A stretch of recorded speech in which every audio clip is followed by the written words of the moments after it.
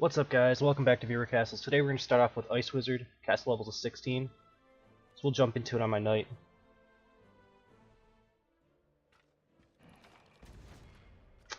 Alright.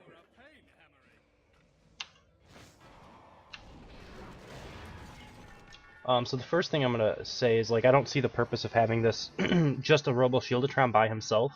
Sure, he buys a little bit of time, but you really want to have a good idea of what you're trying to do with each group. Like the same as this Pete Poundmore over here. You need to have full groups, and you need to have spotters for them in front. Like I would have a Snotter or something way out in here. I'd probably even put my Pete Poundmore over behind this wall to keep him a little bit more protected, and then have a puppeteer also supporting him. By themselves, these guys aren't that great. I mean, yes, that's the majority of your damage, but being able to set it up and headshot him or smite him or anything like that I can do a ton of damage to him without having to worry about anything else makes it kind of easy for me.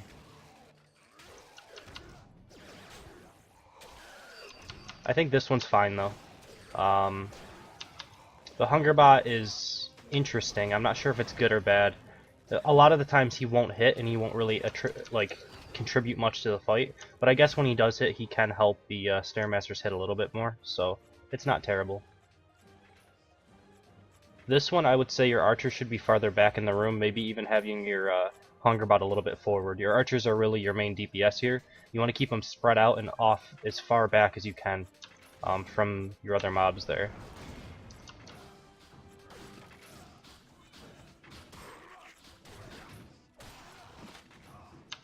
That way, if this guy was spread out a little bit more, he might, be over on this corner and this one would be up here or something. I wouldn't be able to cleave both of them. I would have to walk around to all individual 4 of them and kill them with my auto attacks, and it would take quite a while, and I would be getting pelted by arrows the entire time.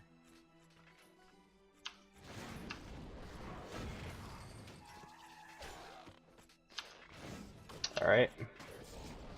This group is another one where I don't really see the purpose behind it. You have 2 Hungerbots on this snare ability and 1 Snotter. Even if I get hit by both of these, it's not going to take all that much damage, and it's going to slow me down. What is that really going to do for you? You really want to have a clear focus on what you're going for. Put some damage dealers in with this group or something like that. Alright, let's see.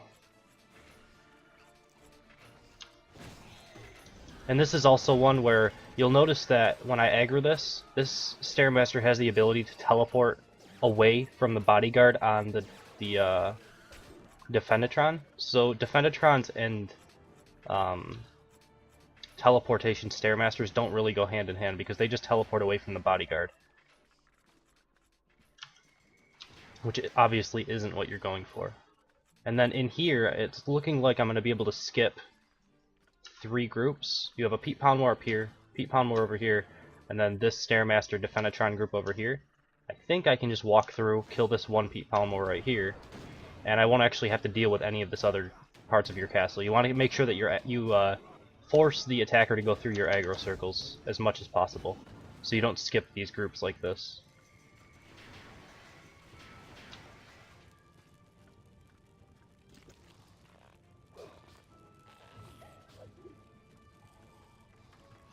I would say again with this one, this isn't a necessarily bad group, but you're lacking some points in it. You want to try to keep every one of your groups as full as possible to 20. Maybe some of them be 19 or 18 if you don't need the extra 1-point minions. But you should have, when you have 12 points remaining, you should put in the extra, couple 4s or a 3 or something like that. A little bit of support is always good. It adds a lot to a specific group's efficiency when you have some other units. I like this combo. This is fine. I think this is one of your better rooms here. I go into it, I don't really see what's coming at me, and then I'm stuck inside of this jelly wall while I'm trying to deal with the Hungerbot, and you have archers decently far away firing at me. A little bit easier for an archer to deal with, because they just volley the entire room, but it's not bad. And then the bad dog didn't really do anything for you there, obviously.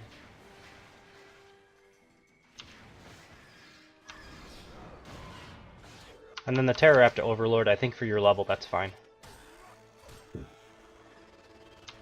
He gets kind of weak at like level, I guess 20-ish. You could probably keep him around through level 18, and then after that upgrade, you probably want to think about either changing it out for another pre-made boss or throwing in some elites or something like that for your boss room. But yeah, just a couple things that I was talking about with your creature placements and keeping your groups full. Like, you want to have usually something spotting up in front so that the attacker, when he's coming up, he doesn't see the high DPS units. You don't want him to be able to target those down first. So you get spotted with this like Snotter or Derp or something out in front, a 1 or 2 point minion, and then you have 3 or 4, I mean, generally like 12 to 16 points of your damage dealing, and then whatever's left you throw in like a support with a Puppeteer or a Dampener, or you can just use all DPS at that point, it's fine as well. But we'll jump into number 2 in just a second. Alright, next up we have Cornbread, cast level to 24. Jump into it on my archer.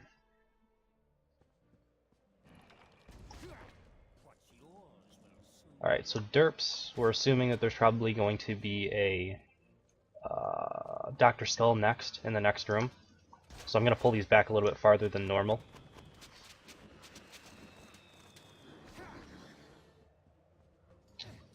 And there is the Dr. Skull. So kill him off, he didn't get much resurrected, which is good for me. And then everything else dies. It's not a bad room on your part, I just read that situation well. It's kind of easy to read, I mean that's the only thing that it would be bad on. I use like other minions that are a little harder to read, but it's pretty much always going to be easy for the person to figure out that you're going for a Dr. Skull strategy. Personally, I like to always have a Defendertron guarding my Dr. Skulls, because they're always the high priority target. So like they're going to ignore almost everything else and just go after the Dr. Skull, because there's no point. I mean, you don't want it to just resurrect things, so. Alright. I think this group is okay. I will note that you're using the Resurrect Smelly Warrior specialization, which I've always thought is the weakest, but I mean I've seen it used and it does a lot higher damage than I was used to before, so it might be okay now. I don't know. I guess I just have a specific role that I have my Stairmasters in, or not my Stairmasters, my Smelly Warriors in, and that is literally just the heavy-handed space control in one small area. And I don't know, I just have never been a fan of that Resurrect ability. It seems like they always spawn and they're just so weak that they just die and nothing else really happens. I think this is a good group. I'm not sure if you need 2 Cyclopses. They might, you know, overlap a little bit in their efficiency. Like one of them might charge you away from the other and stuff like that. It does give you a second chance of hitting, I guess, which isn't too bad. But I like the fact that you can charge someone on top of the spike trap. I think that's the best thing going for you right here.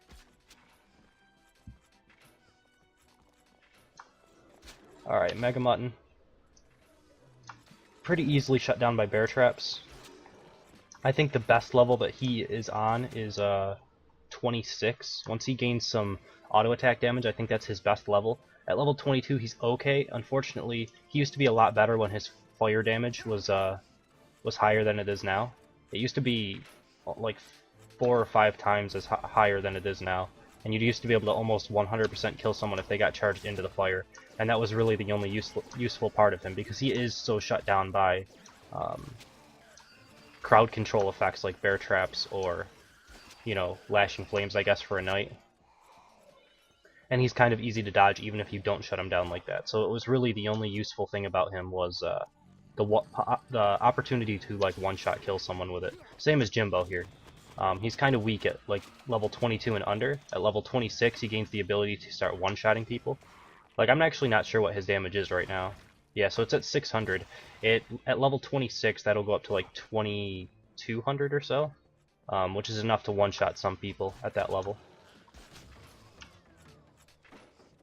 That was a weird little group. Not sure about that one. Alright, and then this angle, I'm wondering if you can block it off at all. Because right now I'm able to hit this Defendertron first, which makes it, you know, chunks it down to half life or so. So I'm not sure if you're going to be able to block off that angle with maybe a mine or something right here. Anything to really help that out might be good.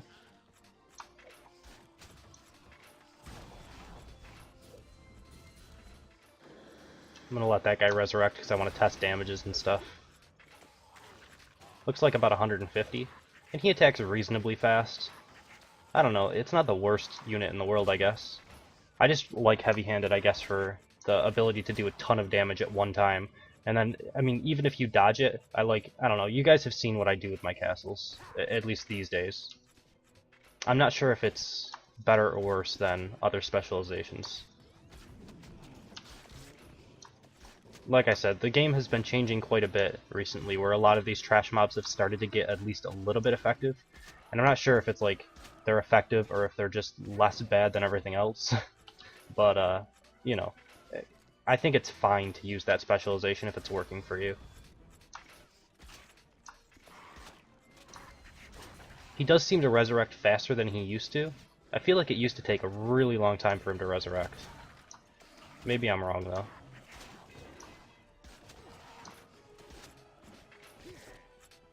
I've actually taken quite a bit of damage for a castle at like level 22, did I say? 23?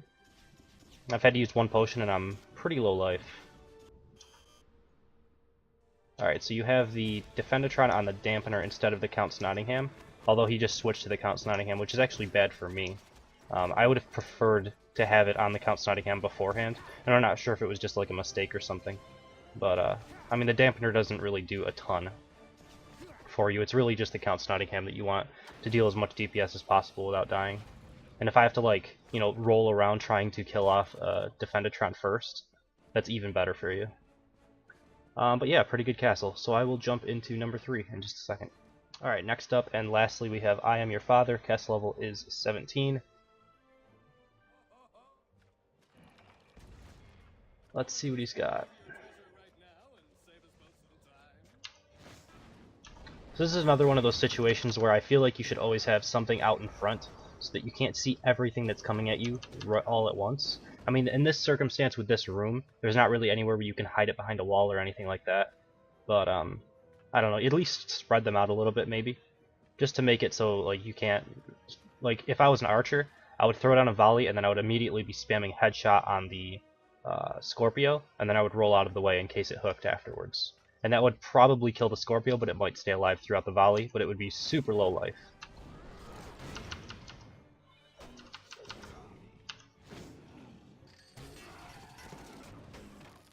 As a knight, I guess I'm not at least as good at setting everything up as some other knights, because I just don't play it all that much. But I've seen some knights where if you put something out in front, they can just stun lock it until it's dead.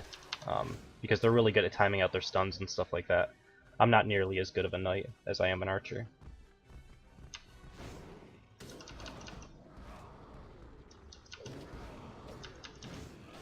I guess this is pretty good against knights. Against an archer, I don't think it would be nearly as good, because they would just roll out of the way and use bear traps to kind of stun lock these guys as they're killing them. But it's not a terrible group. I would, like I always say, I would spread them out a little bit. Maybe put one behind this wall, one behind this wall, and one in the center or something. Just to make it so he can't volley and get full damage out of it. Alright, you've got Jimbo. Jimbo, unfortunately, gains most of his strength at level 26, like I said in the last castle. He just doesn't do the damage that is really necessary to use him. I would say, like, having one Smelly Warrior is almost like the same as having a Jimbo heavy-handed. Yes, he does a little bit more damage, but it's the same basic thing. Same basic principle. He doesn't have the ability to one-shot anybody, so...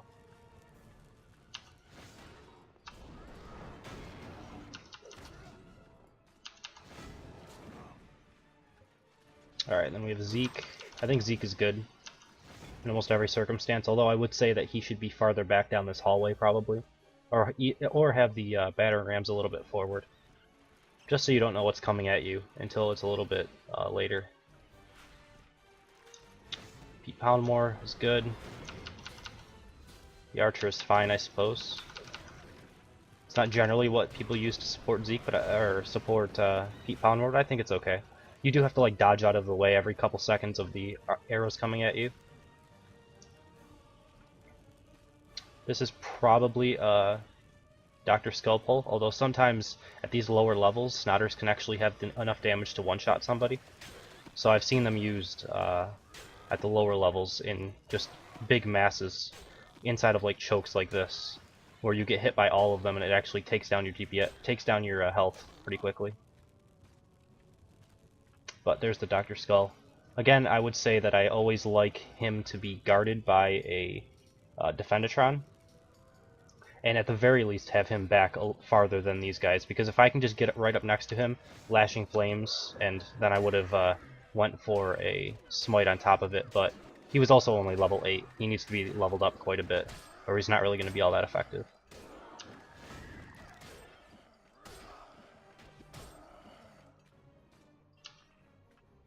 Alright, and then with this Robo Shieldatron. Personally, I think this is the weakest of all of the Stairmasters, just because it's so slow. It used to be the strongest, but when Camera Rotation died and Hungerbots got nerfed, it made it so that actually comboing anything with these is just almost impossible. And then we have a ton